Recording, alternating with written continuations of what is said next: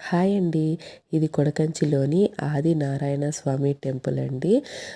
దీనికి 800 ఏళ్ళ చరిత్ర అయితే ఉందని చెప్తారు. ఈ టెంపుల్ చాలా ఓల్డ్ టెంపుల్ అండి. 800 ఇయర్స్ ఓల్డ్ టెంపుల్ ఇది. ఇక్కడ మనకి ఆదినారాయణ స్వామి, శ్రీదేవి, భూదేవి సహిత ఆదినారాయణ స్వామి వారు అయితే దర్శనమిస్తారండి. ఈ టెంపుల్లో ఒక బ్యూటిఫుల్ కోనేరు కూడా ఉంది. ఈ కోనేరులో చాలా రకాల చేపలు ఉన్నాయి. చూసారా ఎన్ని రకాల చేపలు ఉన్నాయో. మేమైతే 5 మినిట్స్ ఇక్కడే స్పెండ్ చేసాం ఈ చేపల్ని చూసుకుంటూ. రీసెంట్గా రిలీజ్ అయిన వికట కవి మూవీ కూడా ఇక్కడే షూటింగ్ జరిగిందండి. ఈ కోనేరులోంచే హీరో ఇలాగా స్నానం చేయడము అదంతా షూటింగ్ అదంతా ఇక్కడే జరిగింది. ఆ మూవీ చూసిన వాళ్ళకైతే ఈ టెంపుల్ని చూసినప్పుడు రియలైజ్ అవుతారు, ఎస్ ఇది ఈ టెంపుల్ అని. ఈ టెంపుల్కి స్టోరీ కూడా ఉంది. ఇదే ఆ హిస్టరీ అంతా.